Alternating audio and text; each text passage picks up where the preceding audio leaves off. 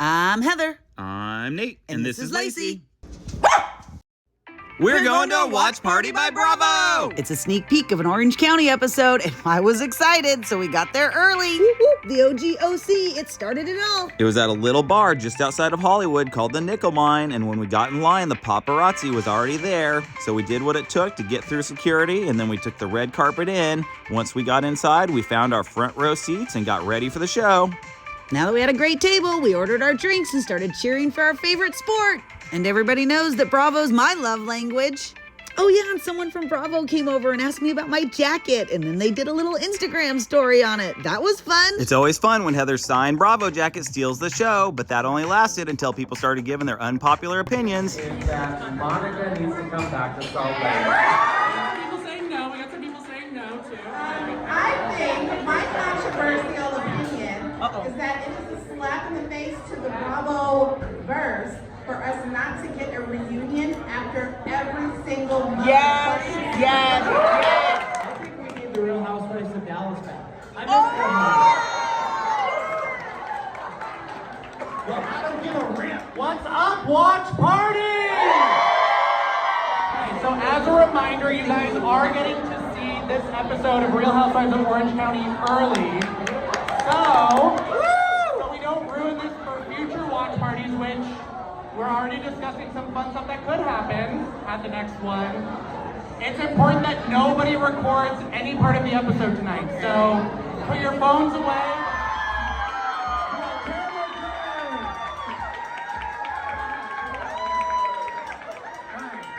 So we're gonna pair.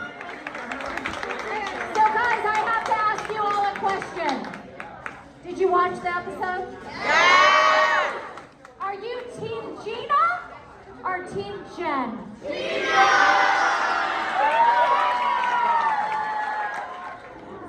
We'll start with a softball. So this past season, you were on The Traitors. I was. Where I feel like you would have owned the game had you been in a little bit I longer. know. Well, what most people didn't know, I was extremely sick while I filmed The Traitors. I ended up in the hospital for 3 days when I got home and almost had to have surgery. So I wasn't really myself. So I feel like I need a redo. I watched Traitor, the best faithful, and first out of the game. Well, definitely Shannon would be the best traitor. Nobody plays the fucking victim like that girl. And then, what was the other one? You're the best faithful. That would be Heather DeBro. And then who do you think would be the first one out of the game? Katie. We're gonna unpack that probably in a few Yes, episodes. foreshadowing. Now, Don't pump on my girl, Heather. one more fun one for you. We're gonna play a game called Shag, Marry, and Get Off My Show. Never heard of that. Shag, Marry, Get Off My Show, John Jansen, Brooks, and David Bedore. Why didn't you just throw in Simon Barney? Okay. Shag, Marry, Get Off My Show. Well, I think I might want to shag John because I heard he has a really big anaconda, according to Gina. Marry David Bedore because he's rich. Alright. And then kill Brooks. Get Off My Show. Oh, okay. Get off my show, Brooks. Now, over the years, we've seen your ups and downs with Shannon. So I just want to give you this chance to tease what we can expect to see from your relationship with Shannon this year. Come on, give it to us. Okay. All your closest friends. Listen, I was there for her the day she got her DUI. I took off her trainers that day. I was crying on the phone with her. I got home, I supported her. I cried with her on the phone multiple times, only to find out she was talking behind my back the entire time. So, yeah. So, what you guys didn't see is that. And that's where our friendship went south. And you will see it play out on the show. And what was the question? I think, what can you tease? Where are we going to see this relationship go? So that's what we maybe Well, you know what? We have some ups and downs. And, you know, you see in this week's episode, I am concerned about her. And I am worried about her. And I've always been worried about her in this situation. And I go and I look for her and I try to make sure she's okay. But, you know, you can only do that for so long. So you'll see. Yeah, we saw that with you, obviously, stepping out of the show for what's best? Well, yeah, I thought it would be best not to the Tracy Mingus show, which is all about alcohol and drinking. I thought that she should take a beat, go to rehab, try to get herself together before we go and tour. Awesome. Well, thank you, Tamara. You're welcome. We got some questions for Heather now. So, Heather, last year, your IMDb was a hot topic of conversation. Has anyone looked it up? I mean, it's not bad. No? So I do need to ask, and we're going to manifest this, I feel like with 100 people here, we can collectively do it.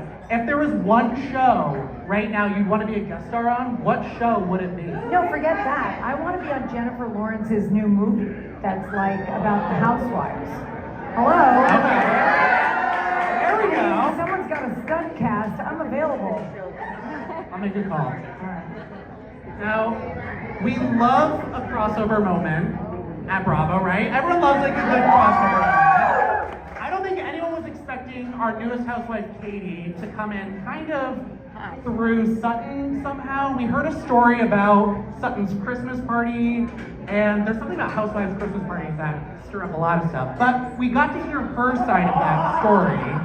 And so I just want to give you the opportunity now to talk a little bit about what you remember from that night at Sutton's Christmas party with Katie, and what is she maybe remembering about that night differently from you, or? Well, I think I would say I didn't know her, so there is no memory. But apparently she knew me because months and months and months before she had been trying to look things up about me. Listen, I think here's the thing. You come into a friend group, you try to make friends. And I just wish she had come into our friend group trying to get to know me as a person and not, oh, look, it got very quiet. They're waiting to hear. I'm waiting to hear. I like it. No, I'm saying, like, you come into a friend group, you want to make friends, and, you know, it's like when I joined season 7, I didn't go rewatch episodes or try to dig up information. I really just wanted to meet people where they were right now. I wish she had done that, because maybe things would have ended differently.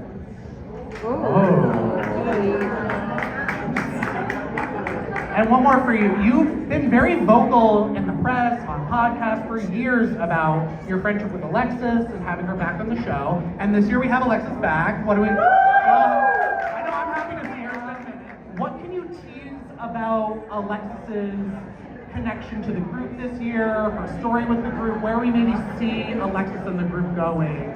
Listen, no one could have predicted that she would have ended up dating John Jansen. This is like truth is stranger than fiction. Who would have known? I've been, campaigning for her for like 2 years to come back into the fold. She's a fantastic girl. We've known her for a long time. People are allowed to evolve and grow, and who she was back then versus who she is now is very different. And she was in a different kind of marriage and a different person then. She has evolved. Oh yeah, like I'm saying. So she's now strong and evolved, and it's really impressive to watch. It sucks that it has to be like this weird John thing, and I care for Shannon, and it's a tough place to be in as a friend, but I hope everyone gives Alexis a chance because she's a very special person. Well, thank you so much, Heather. Now, Gina, I have a couple questions for you. I want to play a little game with you.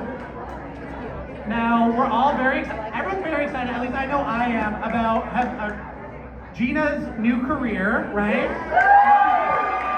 You're killing it, you're crushing it. So I want to play a little game with you called Escrow or Hell No. And it is, I'm going to list off some of your current or former cast members, and you have to let us know if you'd work with them to sell or buy a home.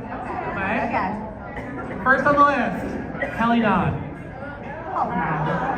Hell no for Kelly Dodd. Okay. Vicky Gumbelson. Escrow, okay. New girl Katie. I'd still sell her house, yeah. Oh, I think we got some tea now. I think we got a little tea in that response. What house is it? Tamara said she ran. Megan King Edmonds.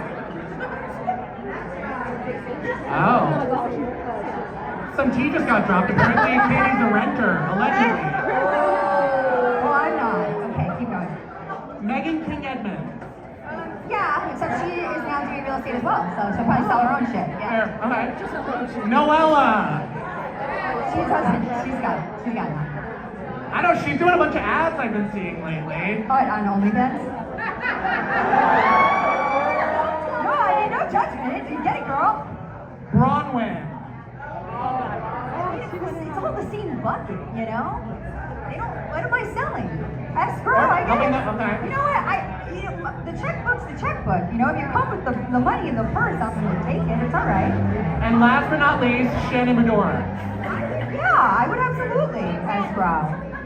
And she talked about it though. She moved to the beach and renting. One day, she will buy it. Is the hope. Now, when we came into this season, we saw you and Travis at a crossroads with your relationship. Can you help maybe explain a little bit more about what we might have missed during the off season between you guys that led you to where we kind of found you guys at the top of the season? I think the thing that's difficult about it is that that's not really my story to tell, that's Travis's story to tell, and I try to be as respectful as possible regarding that. However, I will say, remember this is my real life, and I have children, and there are children involved. When I deem something to be unsafe for myself and my kids, I want to distance myself from it. And that's what I do. That's important. That's the most important thing. Like, I think a lot of times we forget that this isn't just a show. It's real people's lives, it's families, it's children, and it's really brave to see you do the smartest thing for your family. Thank you. Now, one of the things, and we talked about this a little bit off stage, that I was really proud to see and surprised to see was Shannon came to you right away and she apologized right away this year. Yeah. So, and what can you tease about maybe where your relationship with Shannon goes this year? I mean, I don't know if you guys could really see the utter shock on my face when I was like, I got smacked in the face with that apology because I was not expecting that. So I was very pleasantly surprised, and then you see her double down and apologize even more, and I just think that wasn't even necessarily necessary. So it did really mean a lot to me. You know, that issue was really hurtful to me, and to see her really get it made me feel really, really great, you know? And then I think that was the end of the previous relationship and the start of a new one, and I think you'll see that. I mean, it's not like I'm like, now we're best friends, you know, but like it's a very appropriate developing relationship. And maybe we could get Jen there too, you know, I don't know. Well, I don't know, from what we saw in this episode, we'll see, but well, thank you so much, you guys. We're gonna Ooh, that was juicy. And so was the episode of OC we watched, which is why the interviews after were just as good. They were spilling the tea for sure. We waited in line for our turn to meet 3 of the queens of the OC, and then afterwards we even ran into Terry DeBro, and he took some time to tell us all about what's been going on the show. And after having a lovely chat with Terry, we waited for our friends to meet the girls before heading out and saying goodbye to the Bravo watch party for the evening. As everybody got their chance to meet the OC Housewives, the party was still going, but we had to get going too over to Schwartz and Sandy's because they were having a watch party of their own for Vanderpump Rules in the Valley. Schwartz had the bar packed as he had invited Jax and Brittany over to help watch old episodes of Vanderpump Rules and meet everybody. We ran into Jax first and asked him to sign the jacket as Zack from the Valley messed around with Schwartz trying to fix the TV. We were having so much fun, but Heather really lost her cool when it was time to meet Brittany. She was so excited she could hardly contain herself, and luckily Brittany was as nice as she is on the show. She calmed Heather's nerves and then signed her jacket, and then Zack came over to sign the jacket as well. Oh my gosh, this was so cool. We ran into him at Hollywood Pride on the streets, and he actually remembered us. He was so nice, you guys. I love this guy. Zack's so much fun, so we ended up hanging out with him for quite a while. We felt like old friends as we talked about his show and everything we did at the Pride Festival, and of course all the other Bravo shows. Always receipts, timeline, crew, Instagram. I don't know the other words, but all of them. We had so much fun with Zack, and we may have gotten a little too friendly before heading off to see Kyle Chen and asking him to sign the jacket. Oh my gosh, he is so nice, and he makes the most fabulous jewelry. Thanks for going to the Watch Party by Bravo for the OC Housewives with us. And a little after party at Schwartz and Sandy's.